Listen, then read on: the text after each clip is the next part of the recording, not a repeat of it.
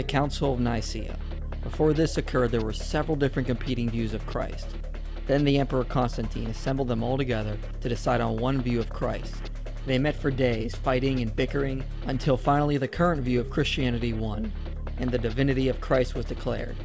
Then the new Orthodox view used its power to stomp out and erase all other competing views of Christianity. Or so we're told. You know, I hear this story a lot from atheists, cults, Muslims, and several other non-Christian groups. They always give me this generic story to try to show me that the Council of Nicaea made up the divinity of Jesus and created a new version of Christianity. However, this is all I ever hear, this generic story. I never get any more details from skeptics, and there's a good reason why. Because when we study the details of what happened before, during, and after the council met, this fable is easily debunked, and we see that Christ's divinity was not made up at the council. So let's start with events that led up to the council.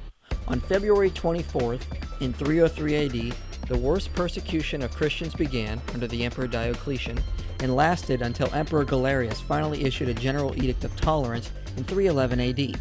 2 years later, in 313 AD, with the Edict of Milan, the Emperor Constantine finally legalized Christianity and allowed its practice. Now I want to stop here and make sure this point is clear. Constantine did not make Christianity the official religion of the empire. He simply commanded official tolerance of Christianity.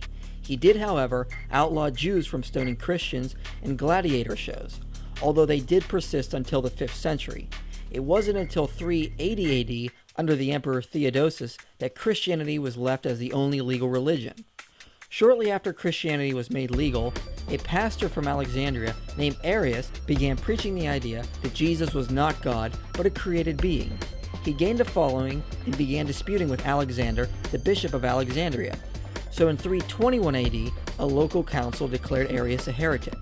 However, Arius just moved to Palestine, where he gained a larger following, and over the course of the next few years, the debate became so intense that it gained the attention of Emperor Constantine. Constantine, who had just unified the empire, didn't want anything that would threaten division. He saw the debate between the Christians and Arians as a threat to the stability of the empire, so he moved to settle it. He officially called the council in 325 AD. There were no Gnostics involved, there were no Eerdmans involved, or any other groups. The council was called to settle disputes between Christians and Arians only. Most other heretical views of Christianity, like Gnosticism, had mostly died out by this point, and the majority of those professing to be Christians were Orthodox Christians, so there was not a wide variety of different views at the council. Although Constantine originally invited over 1,800 bishops from across the empire, only around 300 were able to attend. Most of them were from the east, with only about a dozen representing the west. Now it should be remembered what happened to these men less than 2 decades ago. Most of them suffered through one of the greatest Christian persecutions of all time. Many of them faced brutal torture and imprisonment for their faith. So despite the modern view about the participants at the council, they were not the type of men who were fine with compromising their beliefs, especially if a few years earlier they were willing to die for them. These bishops actually assembled in Nicaea to confirm what they had already believed and deal with Arius' teachings. Now there were 3 parties at the council.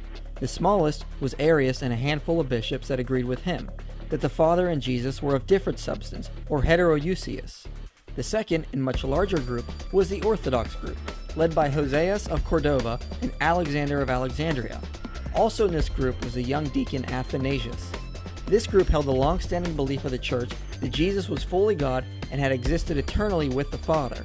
They said Jesus was of the same substance, or homoousios.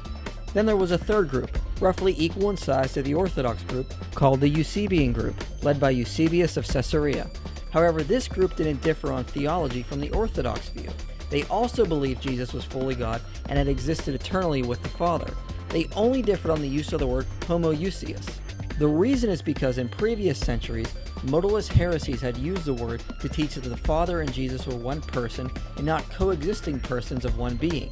So in actuality, the Orthodox group and the Eusebian group didn't differ on theology or the deity of Christ. They only differed on terminology.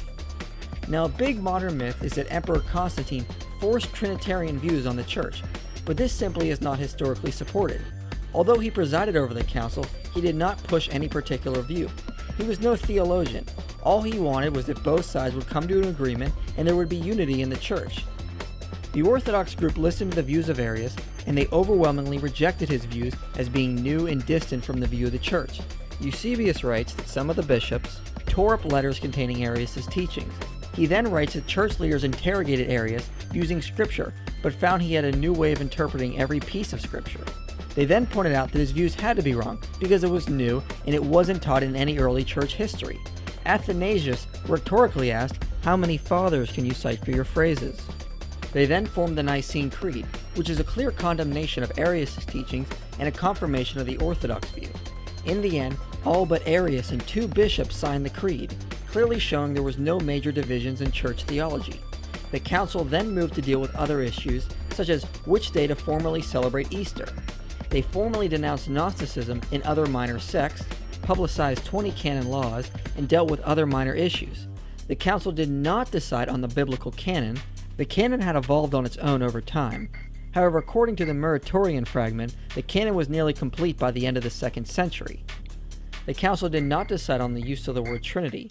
It dealt primarily with the divinity of Christ. The word Trinity can be found in early Christian history as it was used by early church fathers.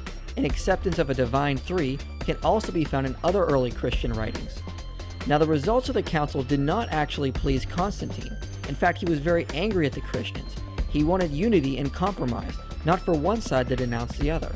He actually took pity on the Arians. Arius was exiled and fled to Ilaria for a short time, while his heresy began to spread and gain political power, especially when on her deathbed, Constantine's sister urged Constantine to support Arius, and he actually did. Arius found a new crafty way of interpreting the Nicene Creed in his favor, and Constantine invited him back so he could force the church to readmit him. However, Arius died before this could happen. A follower of Arius, Eusebius of Nicomedia, was able to sway Constantine more in favor of the Arian view. Just before his death, Eusebius of Nicomedia baptized Constantine, effectively symbolizing his siding with the Arians. After Constantine's death, the Arians continued to gain more ground against the Orthodox view. The Arian bishops that Constantine had favored used their political power to fight against Christianity. Constantine was succeeded by 2 Arian emperors in the east who worked with Arian bishops in an attempt to override Nicaea and write a new creed. Although Arians were still in the minority, they were given much more political power, which they used to try to stamp out Christianity. Many Christian leaders were forced into subscribing to creeds that did not favor either side. Jerome later described this time period as when the whole world groaned and was astonished to find itself Arian. However, despite the power of the Arians, one bishop fought back almost completely by himself. Athanasius of Alexandria continued to argue from Scripture and stand against the might of the Arian heresy. Even when he was banished and removed from his position 5 times, he never swayed and stood for truth against the Arian political machine. He was a popular hero who prevented Christian theology from compromising and giving in to the Arians. So the Arians turned to gaining more political power. But just before the Arians completely consolidated their hold over the empire, they turned to internal fighting and destroyed themselves.